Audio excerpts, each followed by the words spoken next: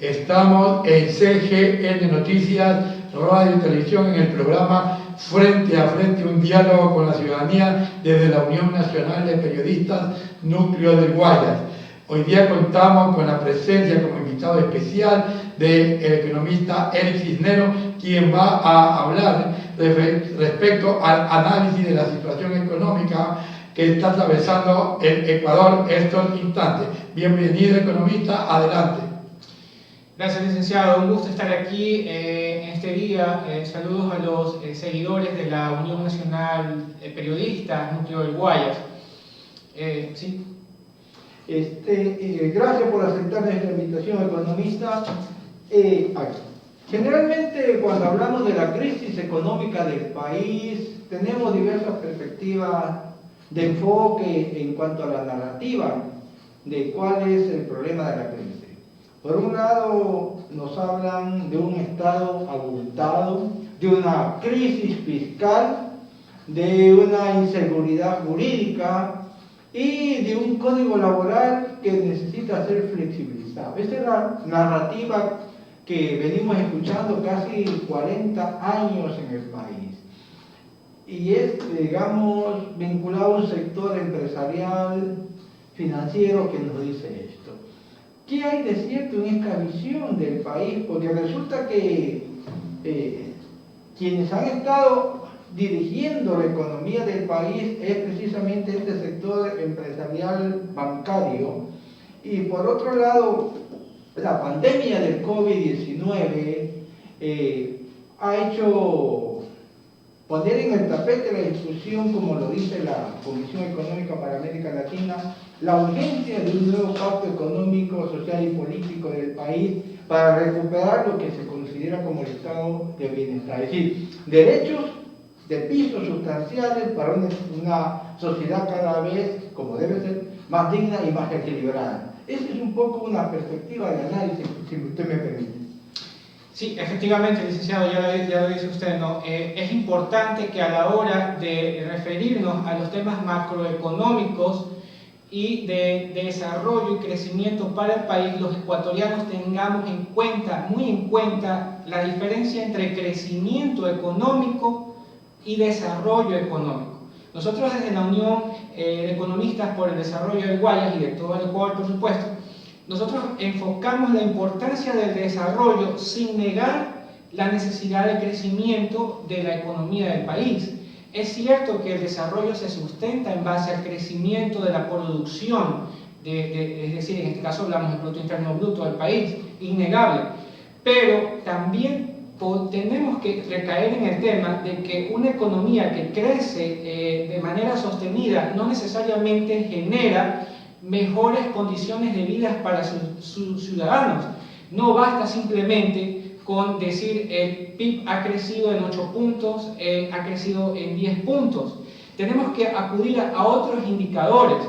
¿Cuáles? Por ejemplo, el coeficiente de Gini, uno de mis indicadores preferidos al momento de hacer análisis en cuanto al acceso a los recursos, a los servicios básicos de la población, ¿ya? Porque este tipo de coeficientes, yo podría decir, les asusta a ciertos analistas económicos y de hecho prácticamente es invisible, nunca aparece en temas de análisis.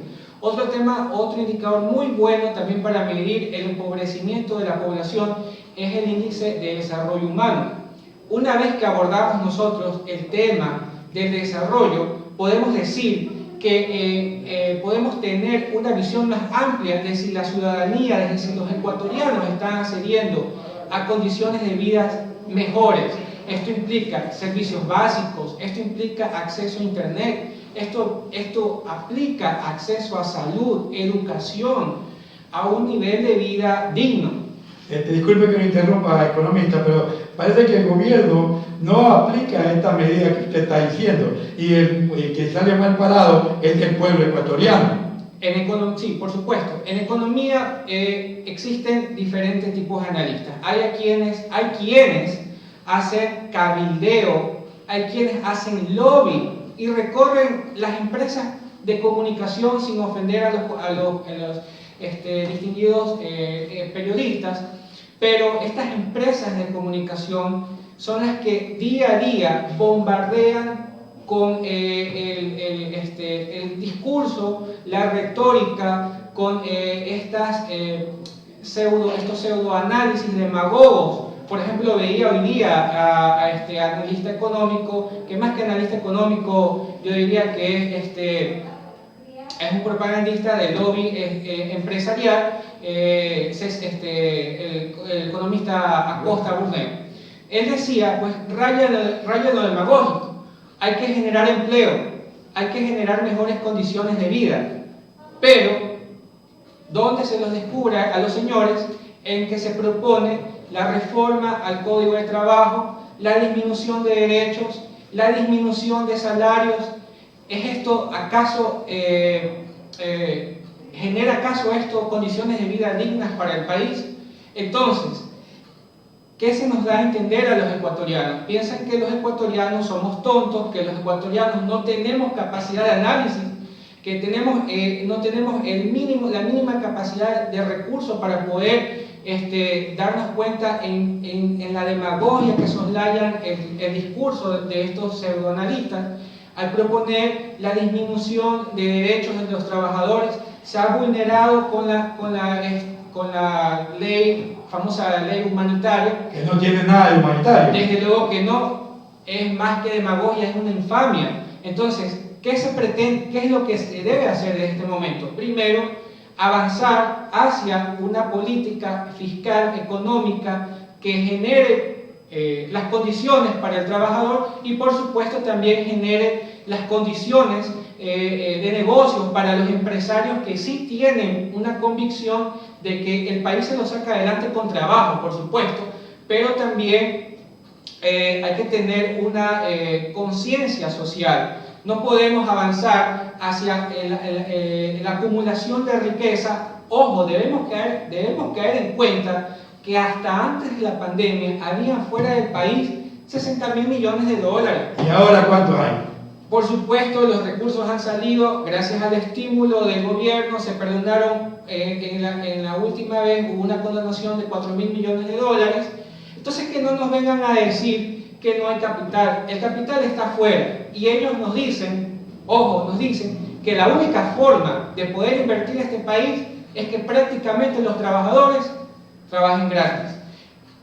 Es decir, la inversión es importante, no lo negamos, pero el trabajo, señores, el trabajo es el que genera los recursos reales, no solamente a base de especulación, no solamente a base de carteras de capitales, sino es el trabajo. ¿Cuál fue entonces la desesperación del gobierno de que el pueblo salga a trabajar incluso con niveles altos de contagio de la pandemia? Porque todos estamos conscientes de que es el trabajo el que genera los recursos.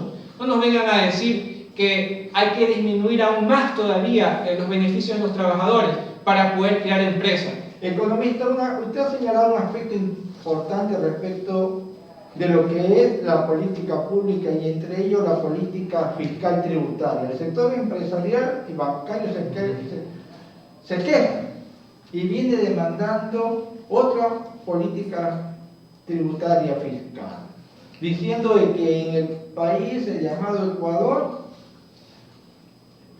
solo se piensa en impuestos y hay altos impuestos. ¿Qué tan de cierto es esto cuando las propias CEPAL señalan otros indicadores? Bueno, dentro del ámbito impositivo, nosotros tenemos que tener en claro que existen dos tipos de impuestos: los impuestos directos y los impuestos indirectos. Los impuestos directos se gravan directamente a los bienes patrimoniales de las clases que poseen más recursos. Es decir, los ecuatorianos que poseen vehículos de alta gama, los ecuatorianos que poseen digámoslo de esta manera, mansiones o otros activos financieros, deben pagar impuestos por la generación de esos recursos, por la obtención de esos recursos. Y existen los impuestos indirectos. Los impuestos indirectos están gravados al consumo y es aquí donde no se está haciendo una correcta política distributiva de la generación de impuestos. Es decir, ¿qué necesitamos hacer? Necesitamos generar políticas fiscales que impliquen menos imposición de impuestos indirectos al consumo, porque necesitamos estimular el consumo. Sin embargo, eso no significa liberar los impuestos directos, que tienen que ver, por supuesto, a la obtención, al mantenimiento de bienes de capital, bienes financieros. Y bueno, el tema del gobierno es una mentira, por supuesto que es una mentira, y yo diría infame, de que Ecuador tiene un aparato público excesivo, inflado, gordo. No es cierto. Los gastos que implica la economía del gobierno no conllevan más del 22% del PIB. Los países de la OCDE, los países desarrollados, tienen una intervención del gobierno de un 39% del PIB. ¿A qué me refiero con esto? Me refiero que el gobierno tiene mucho más activos, más edificios, más vehículos, más trabajadores. Y ojo, debemos tener en cuenta que el gobierno también genera empleo. Esta gente nos pretende hacer cree que somos bobos al pretender que el Estado desaparezca. Y usted, licenciado, ¿por qué cree que a esta gente le interesa que el Estado desaparezca? Porque mientras menos intervención pública, ellos van a avanzar hacia una privatización. Tenemos que echarle ojo al tema de CNT. CNT hace mucho tiempo viene generando un servicio deplorable, un servicio que debería entrar en fiscalización. Señora fiscal general del Estado, por favor, señor Contralor, revisar el tema de CNT. No podemos caer nosotros los ecuatorianos bajo el falso pensamiento de decir que porque CNT es una empresa que no sirve porque genera mal servicio, entonces ahora sí van a aparecer los mismos de siempre diciendo hay que vender CNT a precio de gallina enferma. Lo mismo que hicieron con TAME. El tema de la degradación de las empresas públicas ecuatorianas comienza mucho tiempo antes de venderse. Esa es una gran verdad, y usted lo dijo. Por ejemplo, otra empresa, la de los ferrocarriles, el correo, lo han cerrado y eran empresas que sí daban rentabilidad. Lo que pasa es que ellos se quieren llevar a cabo con todas las exigencias del famoso Fondo Monetario Internacional. Y esa es la realidad. Entonces nos quieren hacer creer que como todas estas empresas del Estado no funcionan bien, como el Seguro Social, que también quieren darle a entender eso, quieren privatizarlo.